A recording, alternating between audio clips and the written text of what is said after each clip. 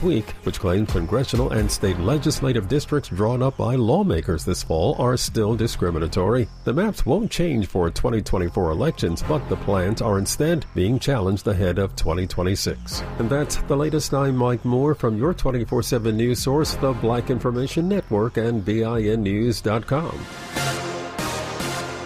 The holidays are back, and you know what else is back? Wendy's Peppermint Frosty. So take some time for yourself with this cold and creamy treat this year. Choose wisely. Choose Wendy's Peppermint Frosty. Limited time only at participating U.S. Wendy's. Vanilla Frosty is temporarily unavailable. Is this the tackle? This is the KBLA Sports Minute with Ray Richardson.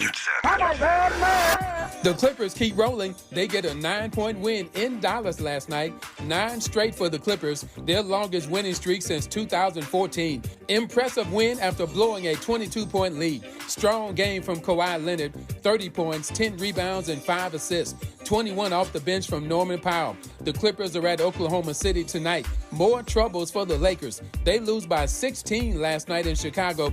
Third straight loss for the Lakers. They are 1-4 since winning the in-season tournament, and now their defense is becoming an issue. 8 Chicago players scored in double figures. Compton native DeMar DeRozan led the Bulls with 27. The Lakers are at Minnesota tonight. Big game for the 7-7 Rams tonight. They're at home against New Orleans. The Rams need a win to stay in contention for a wild card spot in the NFC. No debates, no speculation, just the info you need. That's your KBLA Sports Minute. I'm Ray Richardson on KBLA Talk 1580.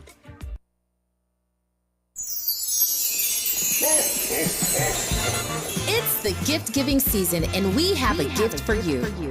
Visit us online at KBLA.store for holiday savings of 20% off all of our KBLA swag. For the best in merch, gift ideas, books, media, and more, log on to KBLA.store right now. And be sure to check out our KBLA team favorites at KBLA.store today. That's KBLA.store for all our official merch on your favorite talk radio station, KBLA Talk 1580, at 20% off, but only during the holiday season. Happy holidays. Ho, ho, ho! Merry Christmas!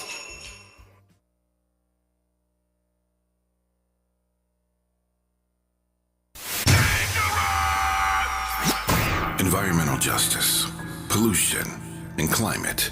In Los Angeles and across America, people of color are suffering and dying from disproportionate health impacts on a planet that has less than 10 years to prevent irreversible damage.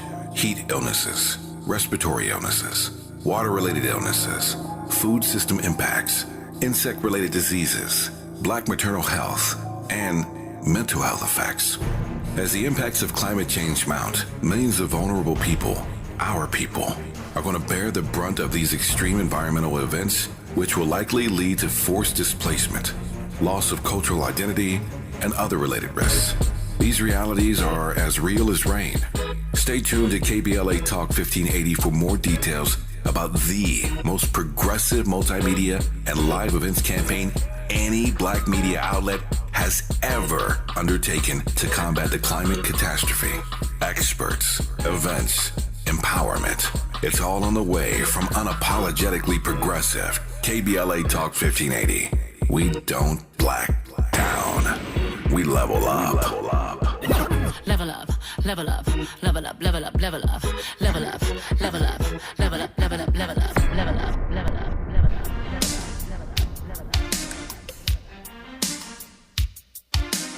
It never rains in Southern California. See you when I get there.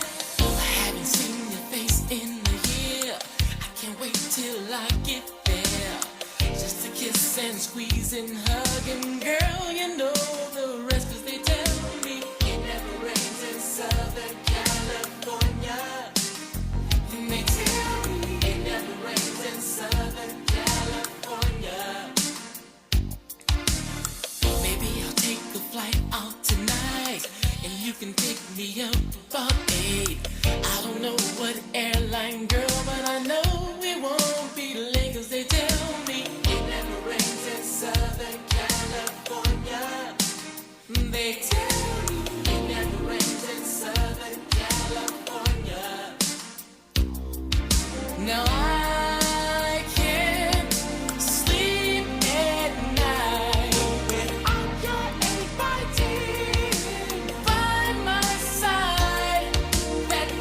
KBLA Talk 1580 is raining now. If you're in California, you know, yeah, we got some days ahead. We got some days ahead, probably all the way through the new year. So take it slow. Take it slow. Look, I am so excited to have for our deep dive today the Vice President of Programs for Common Cause. Has got more than 2 decades of experience as a voting and civil rights lawyer, known for her leadership in redistricting, representation, and championing community-centered campaigns to increase public participation, challenge gerrymanders through litigation, and secure reforms through ballot initiatives and legislative advocacy. Kathay Feng, welcome. I am so pleased to be with you this morning, Dominique. And what a good introduction. I'm going to take that down so I can remember it. Yeah, well, thank you. Great to have you on. I feel like this is the first time you've been on with me on KBLA, right? Oh, we've talked before mostly about voting and leading up to elections. Okay. I know you always were on front page. Again, but I have changed titles since then. Okay. Yeah. You have new titles. So does that mean you're doing different work? Yeah, some of the work that I used to do just around redistricting and voting rights, now I'm expanding to think about our program areas for media and democracy, thinking about how we make sure that there's good, strong local journalism, that we don't just consolidate them into giant mega corporations, and also thinking about justice and democracy, right? How is it that our system of government has relied upon incarcerating people predominantly black and brown, and how that carceral system has fallen heavily on people's backs who are the most marginalized, right? And what does that mean when we take people out of the voting system, out of being able to choose their elected representatives, out of being able to choose policies that might actually improve our communities as opposed to just throwing more people into jail? It's a pretty big portfolio, but all of those are important areas. And of course, I feel like maybe the role of media, especially AM radio stations, which I'm on right now, is so under discussed or undercalculated in our political analysis, because there are literally thousands of right-wing radio stations that are shaping people's ideas about whether or not elections were fair and what politicians take what positions and what districts are written and how they're written, that are shaping people's political ideas and beliefs.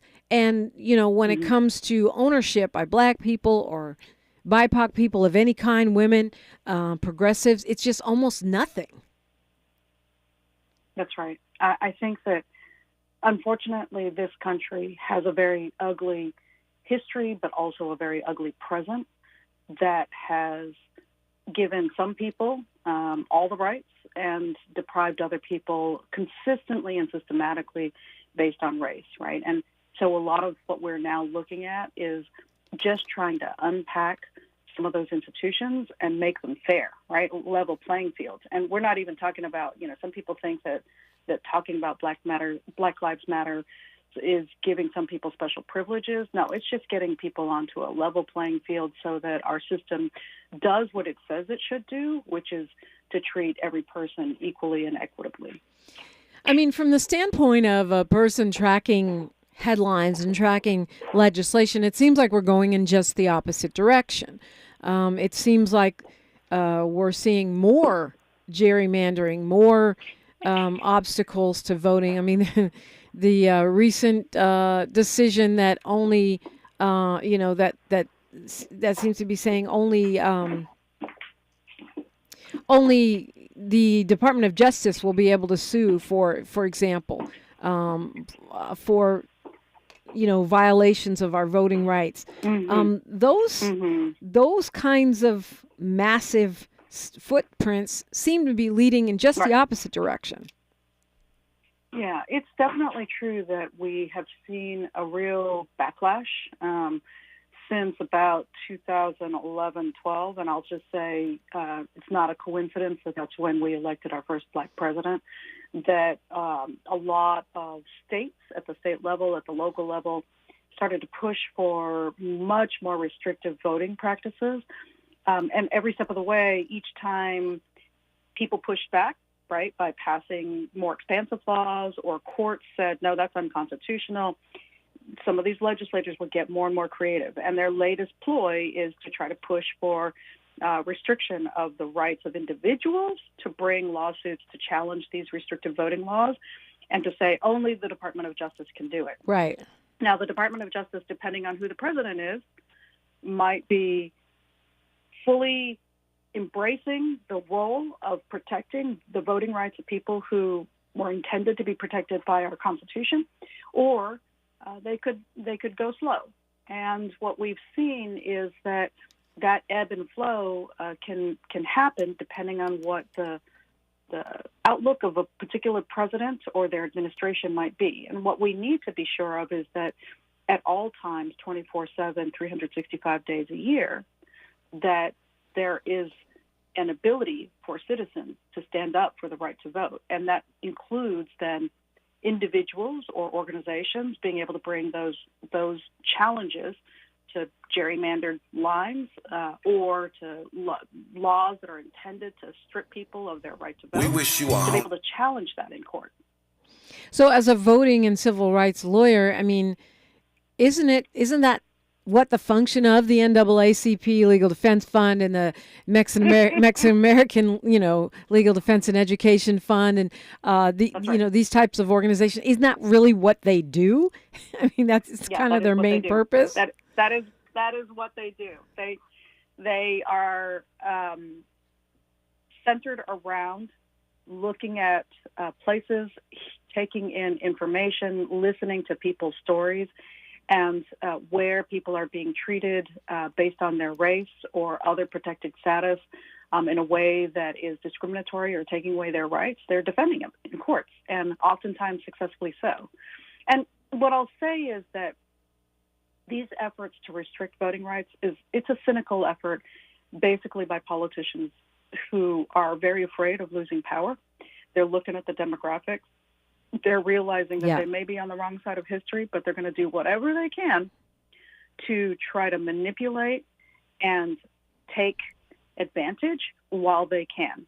And in this case, they are manipulating voting laws. They're manipulating who's on courts. They're manipulating the size of courts. They're trying to change all of the rules just before they need to give up power because the demographics are changing. And they want to try to push off that eventuality. Right. It's like kind of gaming the system to maintain minority rule, really, or to avoid representative democracy, at least. That's right.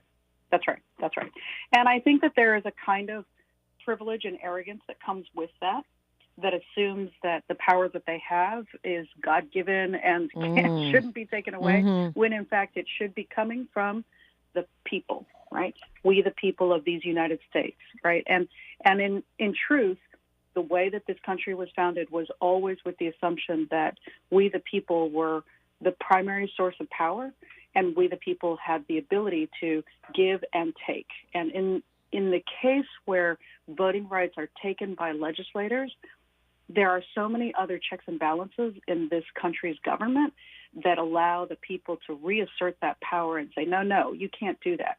You can't restrict people's access to the ballot. You can't, for instance, in some states, once they saw that there were long lines and that people were coming creatively and joyously with water and chairs and ways to assist voters who are waiting in long lines, they actually outlawed that. Right. They said you cannot provide any kind of food or water or right. Waiting in line to vote has to be like jail, right? Yeah. Right. Let's make this as painful as possible. Now, I will say that depending on the state, there are a lot of different laws about who can vote and who cannot vote, who can provide assistance, who cannot provide assistance. But we also have constitutional protections that across the board say this is the basic minimum. And so for a lot of us, what we're looking at is those U.S. constitutional provisions and sometimes some protections in state constitutions to go to courts and say, look, there are some basic standards we all can agree on, regardless of what politicians who are self-interested might say out there. And I think that there still is a universe of court decisions that are protecting those rights. I don't want to say that, just because there's one bad apple in the Eighth Circuit that everybody's doing that. There are still protections, and we're still able to seek that, even from this U.S. Supreme Court right now as it's constituted. Yeah. Well, they had a big decision where they affirmed the Voting Rights Act, and they said, nope, this is still, if you can show that there's been a history of discrimination, we're going to order the state, in this case Alabama, to redraw the lines to make sure that African-American voters have the ability to cast a ballot in not just one but two districts, because that's what their population and their voting patterns would suggest they need to protect their right to vote. Yeah, well, and that surprised a lot of folks. It's going to be interesting to see which way they go with Trump on the ballot in Colorado. We'll look at that when we come forward, talking with Kathay Feng of Common Cause on KBLA Talk 1580. We wish you a holiday season filled with peace and love and a new year rich with blessings. Mask up and stay safe. From all of us at KBLA Talk 1580. People making lists, buying special gifts. Did you know addiction to drugs like meth or cocaine is a disease and not a choice? But getting help is. If you have stimulant use disorder, you, your family, and friends may have a lot of questions, including where to start. Choose Change California can help. Make a change today and find a proven treatment option for you at choosechangeca.org. If there's anything more stressful for me than holiday shopping, it's last-minute holiday shopping. That's why I'm so glad I went to Kohl's. I found great gifts at great prices, like stocking stuffers starting at $3.99 and beauty faves for $25 and under. And with a 20% coupon, I got gorgeous silver jewelry under $20, plus iron Kohl's cash. So if you want less stress and more savings, even at the last minute, you know where to go. Select styles, beauty, coupons do not apply. 20% offer ends December 24th. Some exclusions apply. See store or Kohl's.com for details. King Gillette knows you're dedicated to your barbershop routine, but how do you maintain the beard hair you already have? The King C. Gillette Beard Thickener helps to reduce patchiness and strengthens hair's resilience to breakage. Apply the King C. Gillette Beard Thickener daily to see a thicker and fuller beard in just 14 days. It's highly scented with King C. Gillette's signature scent. Just trim, wash, and soften.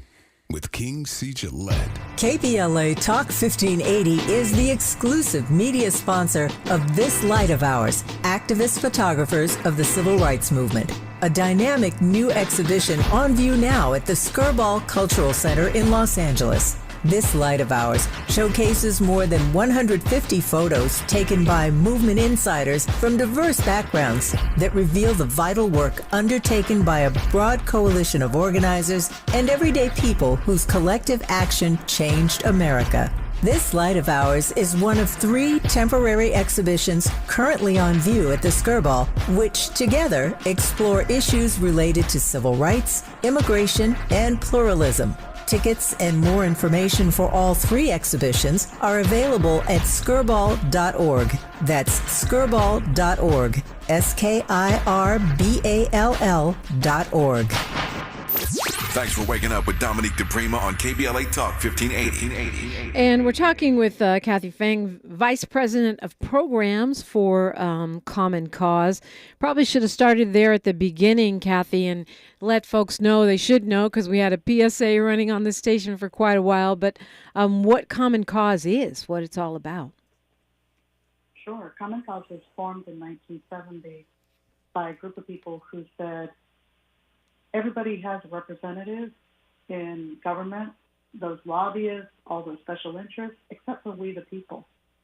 And they really wanted to create an organization that would lift up regular people's voices when it comes to government policies and government representation.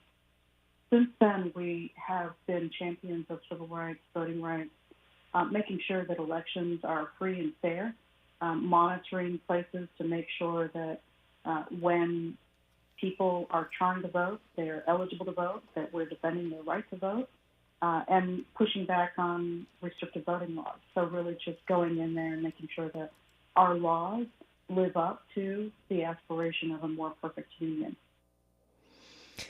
And I mean, it sounds airy-fairy or kind of more like platitudes, but you guys are really on the ground doing a lot of work, including during elections, helping folks to, access their polling places, to report problems, really advocating in a very boots on the ground kind of way at times, right? That's right. In a lot of ways, because we have millions of members around the country, when it comes to live situations, so on election days or leading up to election days, we got a lot of people who are volunteering to become poll monitors, to go out and make sure that elections are run smoothly, and if there are problems, that they're reporting it up quickly so that we can resolve them. When there are pieces of disinformation that are pushed out by bad actors, people will participate as volunteers, report it up. We'll get it removed from platforms like Facebook and X, and then we'll push for legislation to make sure that that doesn't happen again. It's a live situation where a lot of volunteers, a lot of people who care about our country, especially in the last many, many years where they've seen how fragile it can be, have really come together to defend what we believe our country should be about. And, if folks are interested, if that's something you want to volunteer or find out more about, you guys do accept help, you accept donations. All the time. Yeah. People can go to commoncause.org, O-R-G, common cause, one word, .org. Yeah, I think it's important. It's sneaking up on us, but we have an election right around the corner. March. We do. Yeah, March will be here before we know it. So Trump, the guy I like to call he who shall not be named, the 45th president, disqualified from the ballot in Colorado. That's right. Because of the 14th Amendment. It's obviously going to be working its way through the courts, probably not working its way, flying its way to the Supreme Court, right? Well, I will say that the Colorado Supreme Court made a very courageous decision. They looked at the facts that the lower court had a 5-day trial, listened to witnesses from both sides, right? Trump got to present and have his day in court, as did the voters who were saying, you instigated, aided, and abetted insurrection, and there should be, under the 14th Amendment, a penalty for that. That penalty is that you don't get to run for and serve in office again. The lower court found that all of the evidence pointed to Trump's involvement in that insurrection, that January 6th insurrection, but all the words and language leading up to that. And then the Colorado Supreme Court said, and based on that, you are disqualified from being on the ballot in Colorado because the 14th Amendment says when you've taken an oath to the country to uphold our Constitution, but you have violated it by engaging in insurrection or rebellion or providing aid or comfort to the enemies thereof, that you are not allowed to run for the presidency of the United States. And so they removed them. Now, there's a question about how quickly the Supreme Court will take up the appeal. And what's interesting is that the president is simultaneously, or former president, is simultaneously asking for an appeal to the U.S. Supreme Court, but also trying to slow walk it as much as possible. The hope that he has is that it'll go through every layer of federal courts before it gets to the U.S. Supreme Court, and hopefully the elections will happen by then. The problem with that is that we already saw the kind of violence that he was able to stoke on January 6th. And if there is an election and he is on the ballot and there is some kind of question or he calls into question the results, that what we are worried about is that the violence that we saw on January 6th is only just the tippy top point of how bad it could get, because he will stoke people to believe that something was taken from him. By him not being on the ballot. So from that standpoint, it would be more advantageous to keep him on the ballot. Oh, no, because then if there's a vote and then the Supreme Court decides that he shouldn't have been on the ballot, I think that you would have he would stoke a civil war. So, yeah, right. Because then they'd be taking away whatever. Oh, my gosh. Mm-hmm. Not being on the ballot is one thing. It's a whole different thing if there is an election and then the Supreme Court decides that he shouldn't have been on the ballot. Because I think that there's a universe of people who have gone down a rabbit hole and would believe that they had the right to be able to engage in violence to take back what they believe was taken from them. Even though he didn't win Colorado ever, but it's all about the spin. I see what you're saying. It's all about the spin. Do you think this gives momentum? We know that Alaska, Arizona, Nevada, New Jersey, New Mexico, New York, Oregon, South Carolina, Texas, Vermont, Virginia, West Virginia, Wisconsin, and Wyoming all have pending challenges, and some others, Minnesota, Michigan, and Florida notably, who are looking at whether or not he should be on the ballot. Does Colorado give them momentum? Well, I think that what Colorado did was they took the time to have a full trial. And during that full trial, there were experts, there were witnesses, police officers who were serving on duty in the Capitol that day, talking about the violence and how orchestrated it was, right? That when they tried to block the entrances, how there was intentionality about pushing them, beating them down, causing them to be hurt and set aside, right? And I think that testimony was so convincing to the court that it creates a record for other courts to be able to look at. Now, as we get closer and closer to the primaries, it's going to be a challenge because all of these courts are going to have to make decisions on a fairly quick timeline. And, Colorado was one of the first to take it up. But I think what we have to say is the question that every person has to ask is, do we say that the laws apply to every person equally, or do we say that some people are above the law? And really, that's the fundamental question that's going up to the Supreme Court. Because the 14th Amendment that bars people who have taken an oath to uphold our Constitution, but then have engaged in insurrection, does that apply to everybody equally? Or do we say the president gets a get-out-of-jail-free card? And if we say that it applies to everyone equally, and the Supreme Court decides that, which I hope it will, right, then I think that it really gives clearance to a lot of other courts in all those other states that you just listed to look at the Colorado trial decision where they had the trial and to say, okay, there's evidence of insurrection, so we've got to apply the law. We've got to apply the law equally and fairly. Kathay Feng is my guest. She's with Common Cause, continuing the conversation after news, traffic, and sports on KBLA Talk 1580. She's reclaiming her time on KBLA Talk 1580. More First Things First with Dominique DiPrima when we come forward. I'm Mike Moore. Here's the latest from the Black Information Network. In California, comedian Tiffany Haddish is pleading not guilty in her Los Angeles DUI case. Haddish was arrested last month after cops claim that they found her asleep at the wheel with a blood alcohol content above the legal limit. Wednesday, the African-American comic was arraigned and entered a not guilty plea on 2 counts. She also pled not guilty in Georgia, where she was previously arrested for similar DUI charges. Today will be the shortest day of the year in the United States. Winter solstice begins tonight at 10:27 p.m. That's Eastern Time, marking the start of winter in the Northern Hemisphere.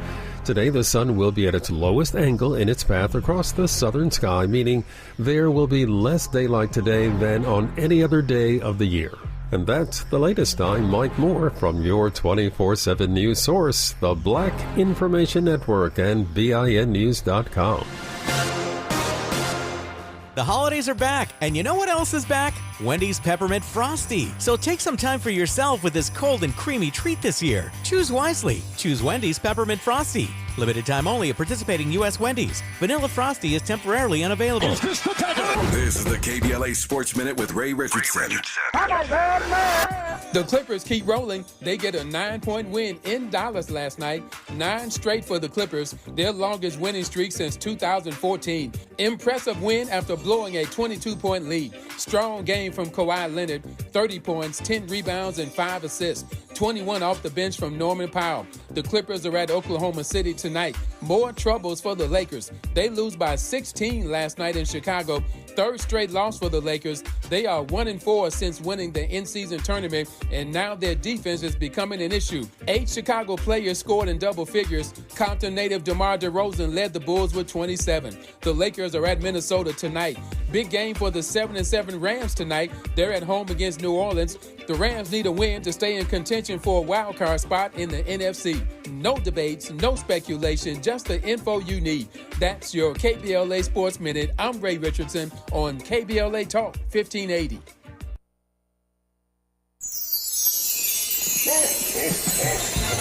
It's the gift-giving season, and we have a gift for you. Visit us online at KBLA.store for holiday savings of 20% off all of our KBLA swag. For the best in merch, gift ideas, books, media, and more, log on to KBLA.store right now. And be sure to check out our KBLA team favorites at KBLA.store today. That's KBLA.store for all our official merch on your favorite talk radio station, KBLA Talk 1580, at 20% off, but only during the holiday season. Happy holidays. Ho, ho, ho! Merry Christmas! Cover California is a free service from the state that's already helped millions of people like you get and pay for health insurance. With financial help to lower the cost of health coverage, you could get a quality health plan for less than $10 a month. Every plan covers preventive care, doctor visits, emergency care, and more. If you have questions, we're here to help every step of the way. Cover California, this way to health insurance. Enroll by December 31st at coveredca.com. Imagine dreaming you had one chance to write a song that all the world would sing, and your dreams came true. Now imagine experiencing a life-altering health challenge with mounting medical bills that your share of royalties from that hit song can barely cover. The year? 1970. The songwriter? Nadine McKinnon. The recording artist? Donny Hathaway. The song? Hang all the mistletoe, I'm gonna get to know you better. This Christmas. A match made in heaven. Nadine McKinnon and Donny Hathaway.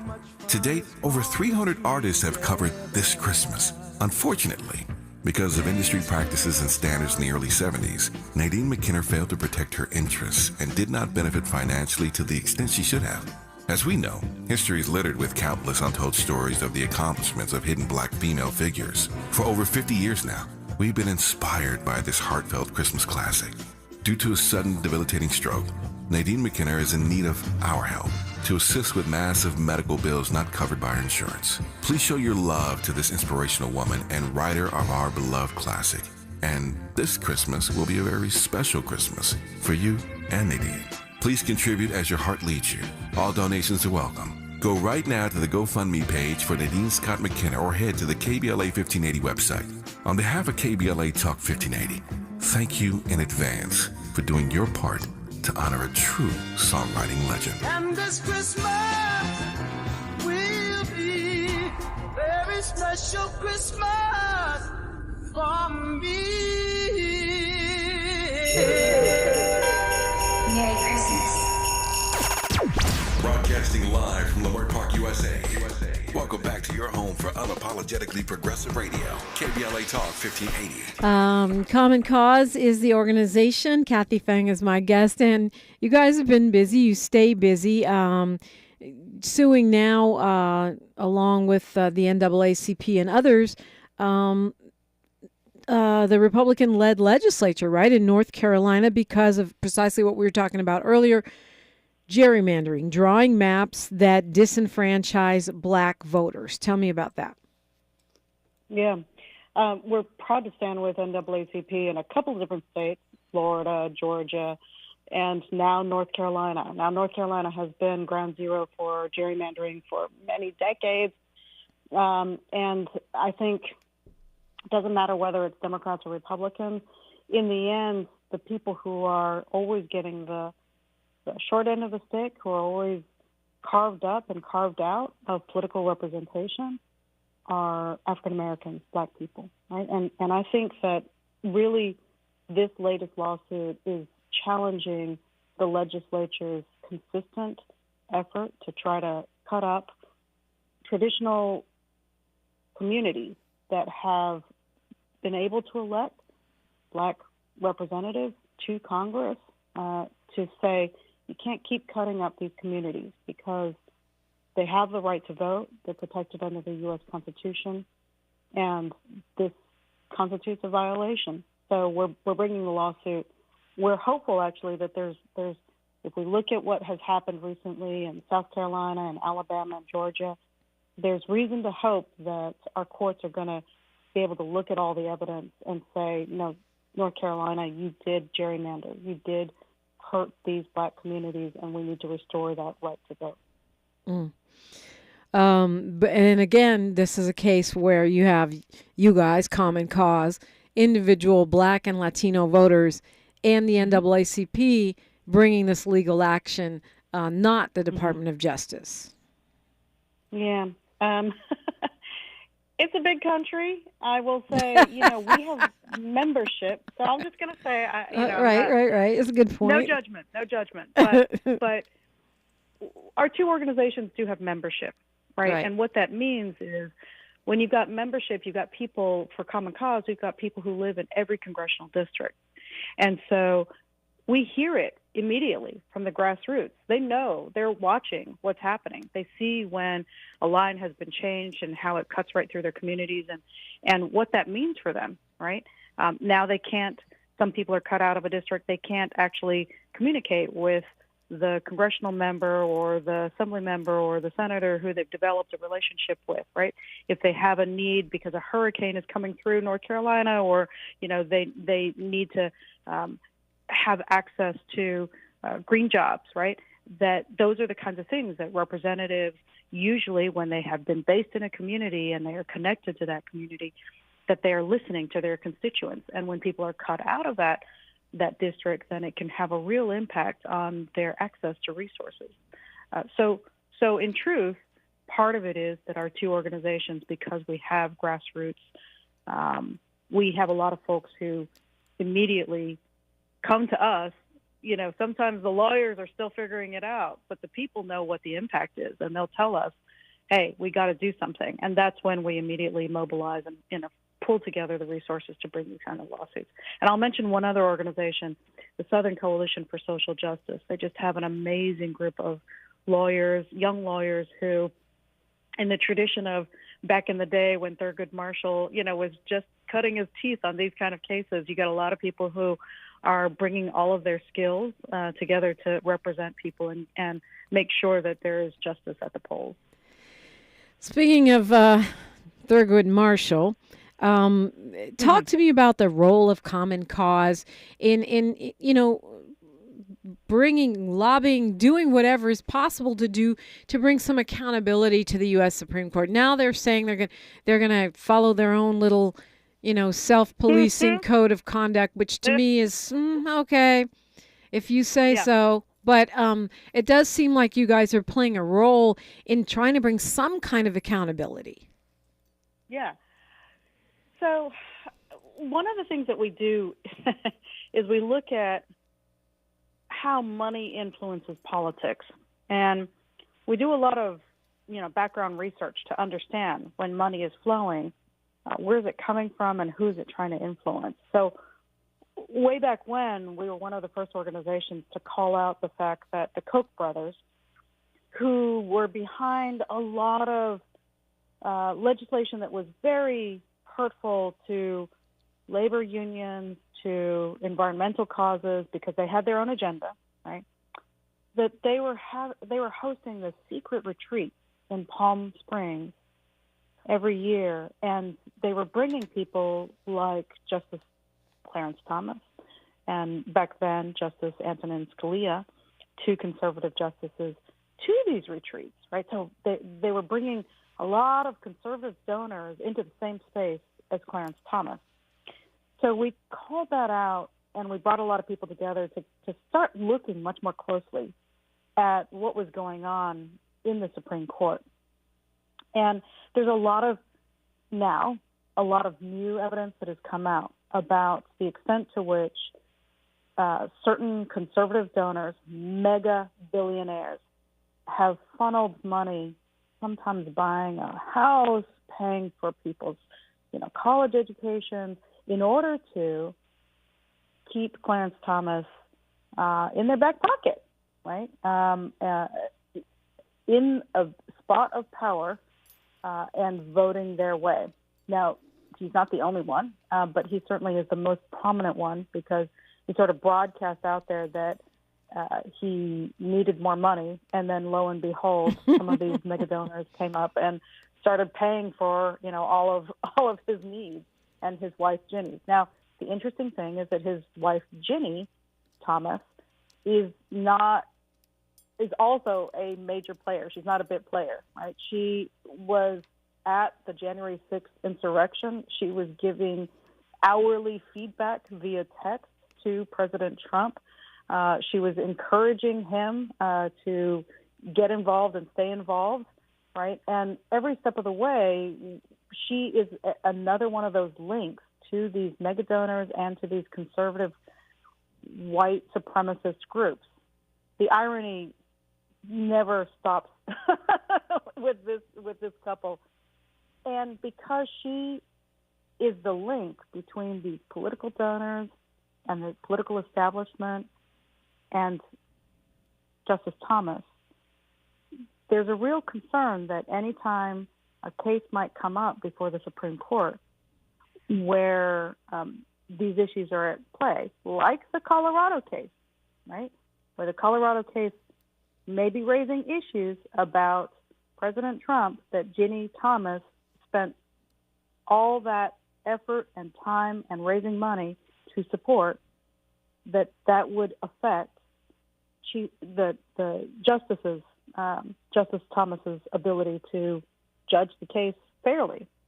And so according to the ethics rules that they voluntarily adopted, that they didn't put any enforcement mechanisms in, but they all signed on to it, there are canons that say if there is anything that would suggest impropriety or the appearance of impropriety, right, where there is some kind of self-interest involved, that a justice should recuse themselves. And this is one of those instances where the links are so clear and the appearance of impropriety, if not the absolute impropriety, exists.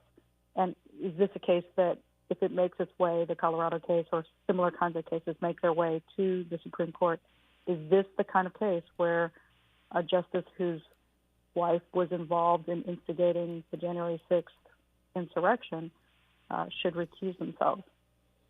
But it's rare for the Supreme Court justices to recuse themselves, right? I mean, they don't like doing it. Yeah. They use the excuse, there's not enough of us, blah blah blah, whatever their excuses are. Right. But that to me just seems that's a bad excuse. Like, if it's unethical, it's unethical. That's right. There certainly are some justices that were better at recusing than others. Justice Thomas, not so much. And so I think one of the things that is a question is that as this case winds its way up to the Supreme Court, what will Chief Justice Roberts do? He's the one who pushed forward this voluntary set of ethical codes, in part because he didn't want Congress to put a mandatory ethical code to be enforced on them. Right. And he's the one who is, I think, most concerned about the integrity of the institution. And so he's the one who is going to have to decide whether this is not just a voluntary thing where each justice gets to decide on their own, but if maybe there is a little bit of intervention, internal intervention. Maybe we don't have to see it. Maybe it's behind the scenes, but some intervention that says this is not a case that you should be deciding because it would cause the Supreme Court to have to look like they were self-dealing. And I think there's already enough concern about that, given all the stories that were coming out last year about all of the millions of dollars that were donated in gifts and directly to the Thomases. I think that the Supreme Court, and particularly Chief Justice Roberts, is very, very worried about what the image of the Supreme Court is. As they should be. Talking with Kathay Feng of Common Cause. I do want to, time goes so fast when you're on the radio, but I do want to talk when we come forward about, how you feel about some of these proposed fixes to our democracy that people are talking about more and more, i.e. reforms to the Supreme Court, increasing the number of justices, term limits, i.e. getting rid of the Electoral College, making D.C. a state, making Puerto Rico a state. Can these, getting rid of the filibuster, where are you guys on any of these things? Are they likely to happen? Look at that when we come forward. Yes, happy holidays. We're giving you democracy for Christmas on KBLA Talk 1580. More of First Things First with Dominique DiPrima when we come forward. KBLA Talk 1580. We've got a lot to talk about. Hi, Maisha Cairo here, KBLA, live at Chase Bank on Crenshaw and Vernon for the In This Together tour with female business owners, a day of empowerment, community panels, and best of all, tips on building business from marketing to capital. I was able to speak with Kate Luzio, former banking executive and now owner of Luminary, who partnered with Chase for this tour. She makes it her business to build community for business owners. Yeah, so I was a banker for 20 years before I decided to become an entrepreneur. 7 of those years were actually at JP Morgan Chase.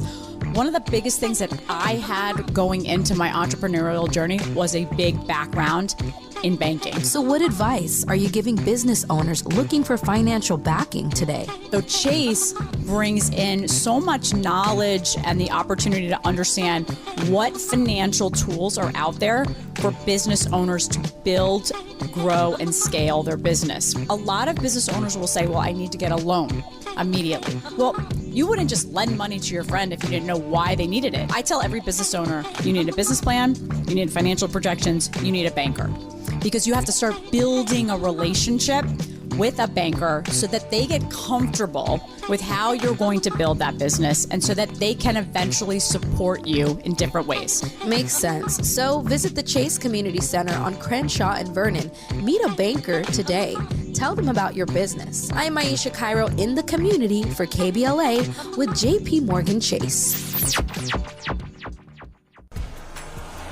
There are 1,000 ways to say it. Nope. Knock it off. Shut it down. Dream on. No dice. Give it a rest. Not a chance. Or just all text. You focus on the road. As a passenger, you have the power to prevent an accident.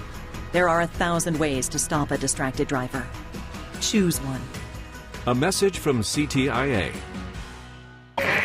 This is KBLA Talk 1580, where hate meets a scholarly match.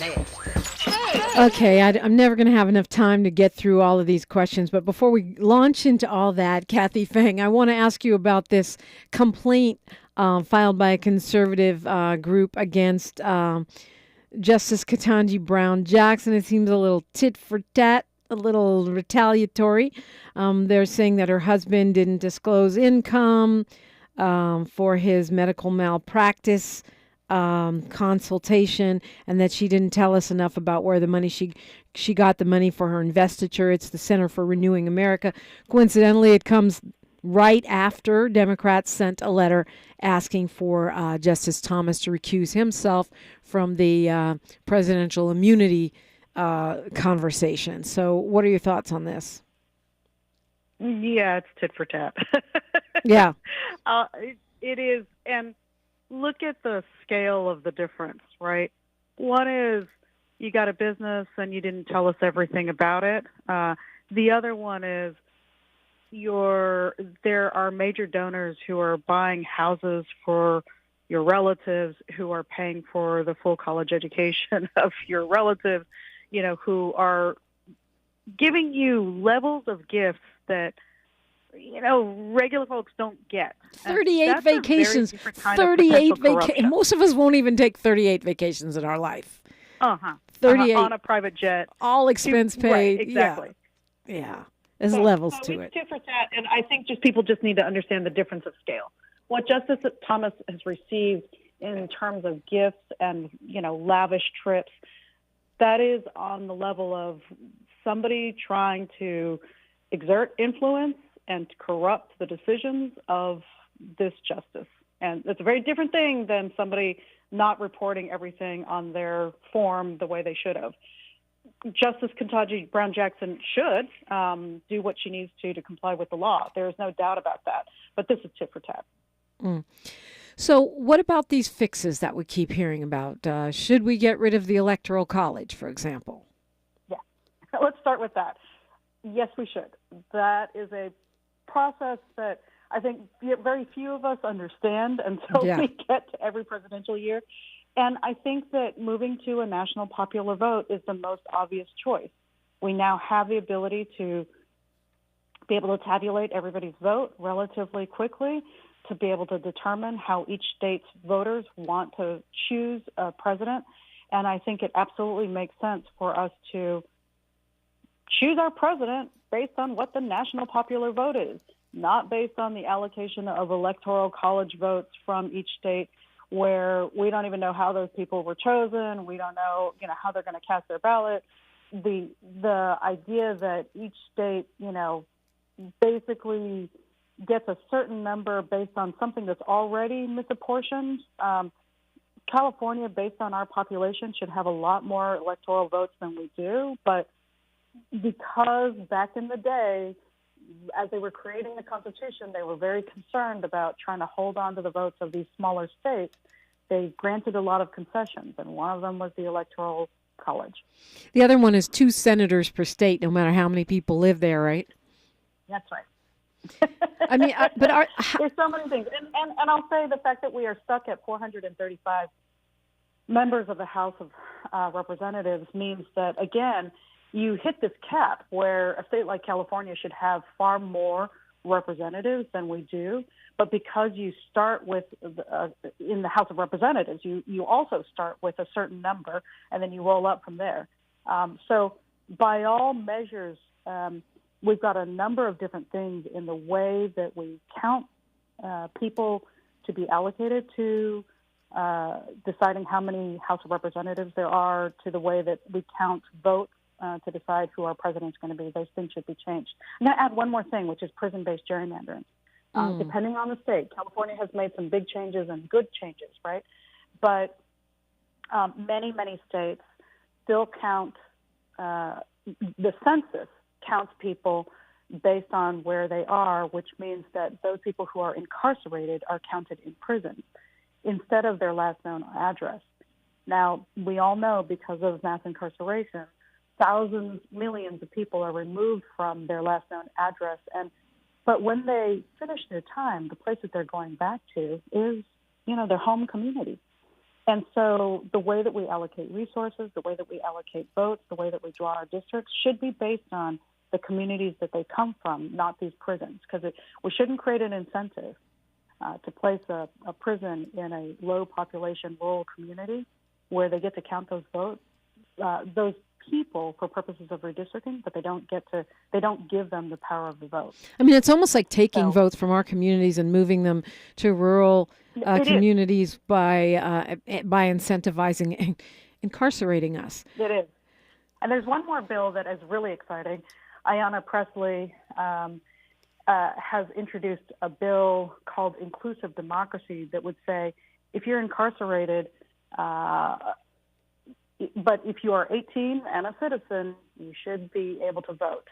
In other words, the right to vote should not depend on a conviction or whether you're currently serving time. That would immediately change the dynamics of how people view the prison industry as a moneymaker regardless of the lives that are destroyed. Yep. And I heard Nikki Giovanni, the poet, talking about this years ago, and it really stayed with me. Why are we taking away people's right to vote because they're incarcerated? You are serving your time. You are allegedly paying your debt to society and being rehabilitated. Wouldn't it make more sense for you to remain engaged and have a stake? That's right. And studies show that if you do have the ability to remain engaged, that you're keeping up with the happenings in your community, that you are you've got a connection to people who are on the outside, that you have a better chance when you re-enter to be able to build a life again. And the other thing that I think is really interesting is that there are a few places that have given people who are currently incarcerated the right to vote. Maine and Vermont. I did not know that. Just think about who lives there and who's likely to be incarcerated. It isn't black people. Yeah, that is and rather also, interesting. I'll give credit to Washington, D.C. Washington, D.C. also granted, but they don't have a whole lot of people who are in that system. But there are a lot of big states that are talking about it now, and I think that that's an important conversation. Got about a little over a minute here, Kathay Feng. What should we be doing? All these things seem so daunting. Give the Supreme Court real ethics. Get rid of the Electoral College. Give D.C. statehood. I threw that one in there. What should we be doing if we want to make a difference in these big picture issues? So I think it can feel daunting when it feels like you're just one person. Right. But know that there are amazing organizations, Common Cause, NAACP. People have, local organizations that you can get involved in, because when you get involved in an organization, then your one voice is amplified to hundreds, thousands, millions, right? And then you can really take action.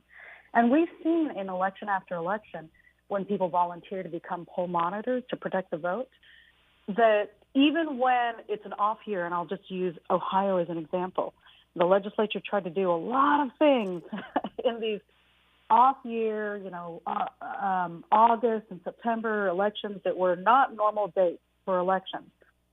And because people banded together, they organized and they pushed back, people were able to, number one, push back on the legislature's attempt to try to take away the right of the initiative. Number two, they were able to pass a constitutional amendment to protect reproductive rights. Right? That's huge. In an off year in September. And that's because when people come together, you have a lot of power. So what I'll say is, don't act alone. Do act alone. Do your thing. But find that organization that inspires you and get involved that way. Because when one becomes a million, that 1 million can move mountains. And that is how the civil rights movement achieved what it did, right? It is how we elected our first black president. Things that people said, not in my lifetime, I will never see these things. It's because people came together. Yeah, absolutely. Kathay Feng, thank you so much for being with us. I appreciate you. Thank you, Dominique. Always a pleasure. The best of Tavis Smiley's up next. Happy Kwanzaa, Merry Christmas, Happy Holidays, Happy New Year from me. And look, I'm going to quote Maya Angelou on the way out the door. She says, try to be the rainbow in someone's cloud. Till next time, one love. KBLA 1580 Santa Monica. I'm Mike Moore. Here's the latest from the Black Information Network. In California, comedian Tiffany Haddish is pleading not guilty in her Los Angeles DUI case. Haddish was arrested last month after cops claim